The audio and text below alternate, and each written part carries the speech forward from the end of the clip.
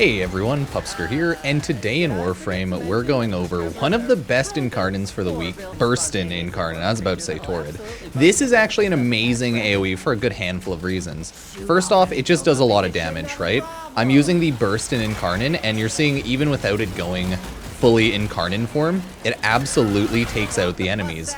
On this footage, I'm using a headshot crit build, so just keep that in mind, like a generic headshot build. So that's just kind of how that's going to work. And it's one of the stronger weapons because it has AOE heat. It shoots bullets at an incredibly high rate, and it has an incredibly high amount of crit. So it's just one of the generally better Incarnons for this week, or better Incarnons in general for a lot of people. It absolutely slays with a multi-shot crit like general build if you don't feel like using a headshot build like this, but I just wanted to get some cool, good red crit numbers to talk about the gun. So let's go over the Burston Prime Incarnon, and let me know what you think, everyone. If you enjoy the video, sub, like, and use Epic Games creator code Pupsker. Once you have Steel Path and everything unlocked for the circuit in Warframe, you can actually get Incarnons, and you unlock the Burston Prime. The great part is gain an auto fire mode and deal radial heat damage. It gains 600 ammo in Incarnon form. I think 30 ammo for every base ammo you have in the Incarnon Burston. The first evolution is a couple of things. You can either go with armor over 450 plus 2 punch through. Don't get me wrong, that's awesome. It's just an issue because you need to have over 450 armor. But you can also do increase base damage by 42 and plus 5 base multi-shot on final magazine burst, right? Not the best possibility, so I tend to go with the punch through one. That being said, it's up to you. You can do whichever you want on that one. The obviously best part about this is the fact that you gain 42 base damage.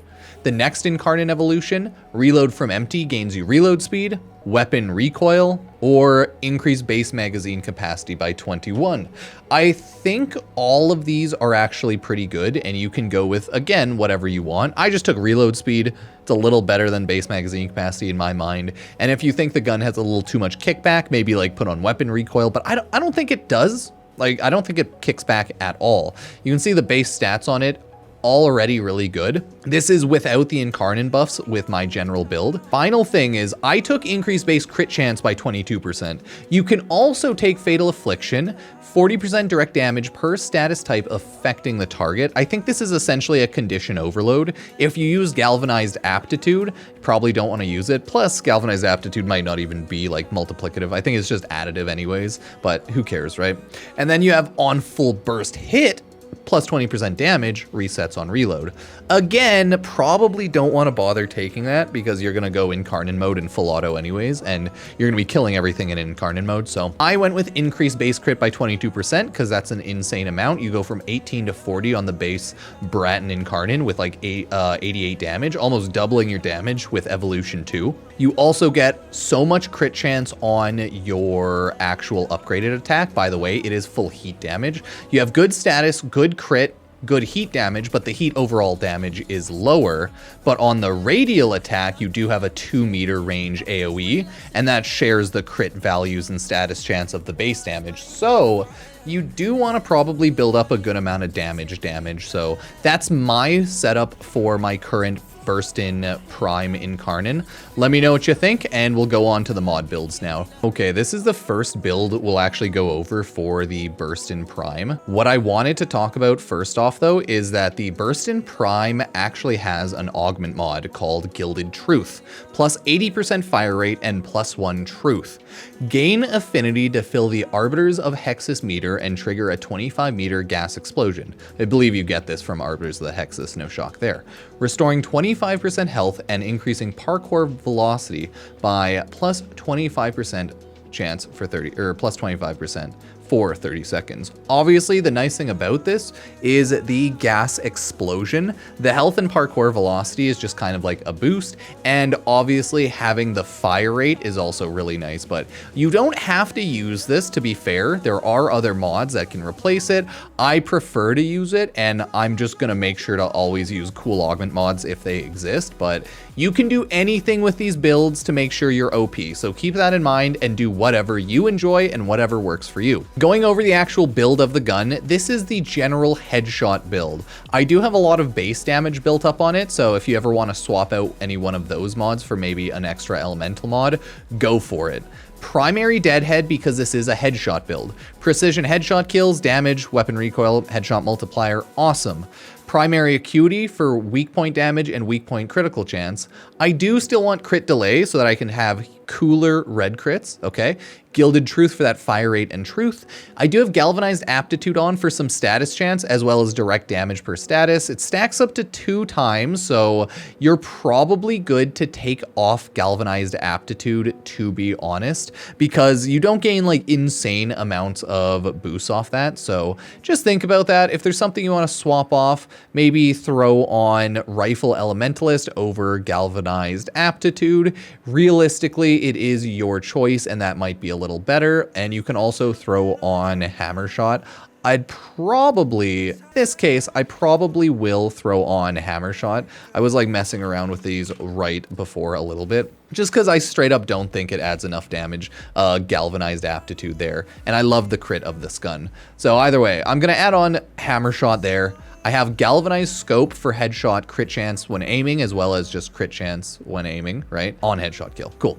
I'm still gonna keep serration damage, especially since I took off galvanized aptitude, but you're gonna build a lot of base damage off serration 165, and then galvanized, sorry, not galvanized, primary deadhead, you're gonna build up 360% damage. So you'll have like a solid 500% damage built up through those arcane and one mod. And then a lot of crit across that, lot of crit, good fire rate, and then some extra crit damage. I'm pumping up those numbers, okay? I love crit numbers. You can also use Harrow if you want to be a god. And then primed cryo rounds, purely because it's a high damage elemental prime mod. I wish Warframe added high damage elemental prime mods to every weapon, like literally, so we didn't just have goddamn prime cryo rounds. Stupid motherfucking mod, goddamn it. But hey, it is what it is. So that's the general build I like. It turns your damage into blast. Since your radial attack, it's like default heat, right? No matter what sort of elements you do, okay, you are going to end up with heat sticking with your ability, right? So that goes from heat, we have heat there, and then it goes into blast, but of course heat stays because it'll go cold and toxin. So if you want to build a primary blight or like primary frostbite, yeah, it makes it a little difficult because no matter what, it attaches onto the heat of the Incarnon. So you'd need an outside force to do that. That's why I'm just lazy with the arcanes in general. Okay, now we'll showcase the general damage of it. You can see even without Incarnon form, it absolutely slaps. The issue is it's hard to build Incarnon form because it kills things so goddamn fast. And as you can see, it's like 0 effort. It's similar to like the Torrid Incarnon. It just bullet hoses and annihilates the enemies. This is a headshot build, but even if I'm shooting at its crotch, it still does a lot of damage. Plus, it has red crits no matter. But as I was gonna say, plus it has such a good amount of AOE and heat that you're probably gonna end up killing a lot of the enemies, even without shooting their head, right? Even without the huge primary deadhead boost, yeah, like they're dead in seconds. Companion adds a lot of damage, so you can continually just spawn them up. And like, if you have a good companion, you're gonna end up killing them if you have your like AoE damages. But even without it, you can just stand over them and they're all dead already, right? So Burston is definitely recommended and everyone should probably try it out, okay? Just saying, if you can acquire the Burston Prime Incarnon, go for it. Okay, now to my regular build config A. This is just like a generic damage and chill build, right? Primary merciless to build damage and everything. You can always throw on other mods however you want to, right? Like you can build around primary crux on the other one, I just wouldn't bother. You can build around primary blight or frostbite if you have a warframe like frost that adds damage, or I think Saren adds toxin damage with their like augment mods, right? So you can try doing that. But in general, this is just a build to play through.